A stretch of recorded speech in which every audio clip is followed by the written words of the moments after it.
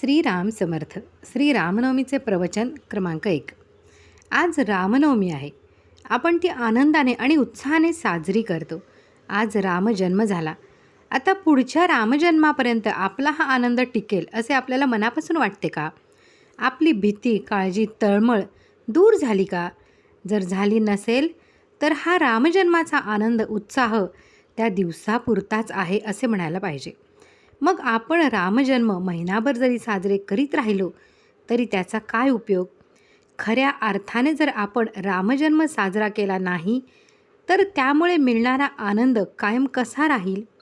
वाजंत्री लावून व्यावहारिकदृष्ट्या साजऱ्या केलेल्या इतर उत्सव समारंभाचा आनंद जसा तेवढ्यापुरताच टिकतो, त्याप्रमाणेच जर रामजन्माच्याही उत्सवाचा आनंद राहिला तर आपल्या पदरात काय पडले? उत्सवाकरता केलेली खटपट आणि दगदग इतकेच ना? भगवंताला त्याच्या उत्सवाची जरुरी नसते. म्हणून मी म्हणतो, रामजन्माचा उत्सव साजरा करताना एक गोष्ट लक्षात ठेवली पाहिजे की तो व्यावहारिकदृष्ट्या साजरा करू नये. श्रीमंताप्रमाणे गरिबांना, लहानांना, त्याचप्रमाणे मोठ्यांना तो साजरा करताना आपलेपणा वाटेल. तसेच ज्या योगाने रामनामाचे प्रेम उत्पन्न होईल, भक्तिभाव वाढेल आणि आपापसात प्रेमभाव निर्माण होईल, अशा रीतीने उत्सव साजरा करावा. प्रत्येक माणसाला आचरणात आणता येईल असेच रामाचे चरित्र आहे.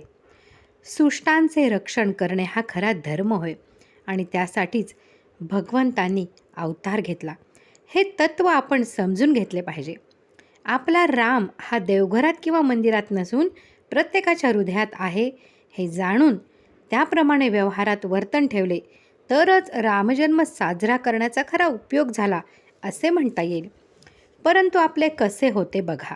आपल्याला डोळे असून प्रकाश दिसू शकत नाही, कारण त्यावर विकारांचा पडदा येतो. डोळ्यांवर दृष्टी कमी करणारे आच्छादन येते आणि डॉक्टर ते ऑपरेशन करून दूर करतात. परंतु ज्याप्रमाणे ऑपरेशन झाल्यावर डॉक्टरांनी सांगितलेले औषध, पथ्य पाणी वगैरे चालू ठेवायला लागते, त्याप्रमाणे नीतिधर्माचे आचरण ठेवून साधू संतांनी सांगितलेले नाम अत्यंत आवडीने घेणे जरूर आहे. रामजन्माच्या निमित्ताने तुम्ही आपल्या अंतःकरणात पेरलेल्या नामरूपी बीजाची वाढ कशी होईल इकडे लक्ष द्या. प्रत्येक वर्षाच्या रामजन्माबरोबर रामनामाच्या प्रेमाची वाढ होऊन त्यामुळे मिळणाऱ्या आनंदात अधिकाधिक भर पडावी. हेच रामजन्माच्या उत्सवाचे खरे फळ होय. राम करता आहे ही भावना दृढ होऊन मन रामनामात जास्तीत जास्त रमणे हीच रामजन्म साजरा केल्याची फलश्रुती होय. श्री रामनवमीचे प्रवचन क्रमांक 2. रामचरित्र सर्वांग सुंदर आहे. रामाने पितृ आज्ञा पाळली आणि सारे वैभव आणि सुख यांचा त्याग करून वनवास पत्करला. या त्याच्या थोर कृत्याचा वारंवार विचार करावा. केवढा हा त्याग, किती हा संयम, किती असामान्य पितृभक्ती, काय निर्लोभता, काय कर्तव्यनिष्ठा. या प्रत्येक गुणांचा विचार करावा आणि आपण तसे वागण्याचा प्रयत्न करावा. कोणी म्हणतील रामाचा काळ वेगळा, आत्ताचा काळ वेगळा, पण तसे नव्हे. राम ज्या मार्गाने गेला तो मार्ग आजही अनुकरणीय नाही का? मातृपितृभक्ती, एकपत्नीव्रत, बंधुप्रेम, सहिष्णुता, निर्लोभत्व, अत्यंत प्रेमळपणा, शौर्य आदी करून गोष्टी आजही आदर्शभूत नाहीत का? सत्यनिष्ठा आजही मान्य आणि स्तुत्य नाही का? काळ वेगळा असला तरी नीतितत्वे सर्व काळी अबाधितच असतात. म्हणून रामचरित्र सर्वांना सर्व काळी आदरणीय होय. रामचरित्रात महत्त्वाचा भाग भक्ताच्या चरित्राचा आहे. म्हणून भरताधिक रामभक्त यांच्या चरित्राचा अभ्यास केला पाहिजे. रामायणात भरताची भक्ती अपूर्व आहे. रामाजवळून भरताने पादुका मागून घेतल्या आणि त्या पादुकांना साक्ष ठेवून भरताने अकर्तेपणाने 14 वर्ष राज्य केले. तसे आपण जर प्रपंचात वागलो तर किती आनंद होईल.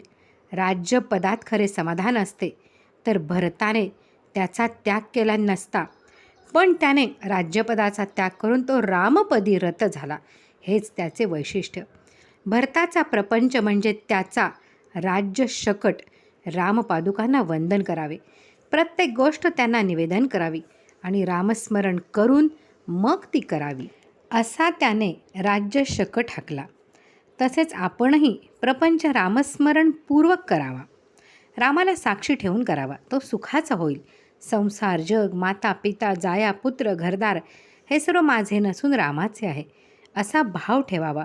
पुत्र कलत्र माझे असे म्हणतो, पण खरोखर माझे असते तर त्यांच्यावर सत्ता गाजवता आली असती. पण तसे करता येत नाही. म्हणून हे सर्व भगवंताचे आहे हे पक्के समजावे. लक्ष्मणापेक्षाही भरताचे चरित्र प्रापंचिकाला जास्त आदर्श रूप आहे. 14 वर्षेपर्यंत जर भरतासारखी भक्ती घडेल तर राम खास भेटेल. प्रपंच परमात्म्याचा आहे असे समजून केला तर तो बाधणार नाही. जे जे घडते ते भगवंताच्या इच्छेने घडते ही भावना करणे ही परमार्थातली पहिली पायरी होय. आपल्याला झोपेतून हात धरून कोणी उठवले तरी ते भगवंताच्या इच्छेने घडले असे वाटले पाहिजे. ही भावना इतकी तयार झाली पाहिजे की एक भगवंताचे नाम घट्ट धरावे, त्यामध्ये अति उत्कटता ठेवून एकतानता करावी आणि स्वतःला पूर्ण विसरून जावे. मी नाम घेतो हे देखील विसरून जावे. हाच खरा परमार्थ होय. रामाला अगदी विनवणी करून सांगा की रामा, आता मी तुझा झालो. यापुढे जे काही होईल ती तुझीच इच्छा मानून मी राहीन आणि तुझे नाम घेण्याचा मी आटोकाट प्रयत्न करीन. तू मला आपला म्हण. जानकी जीवन स्मरण. जय जय राम.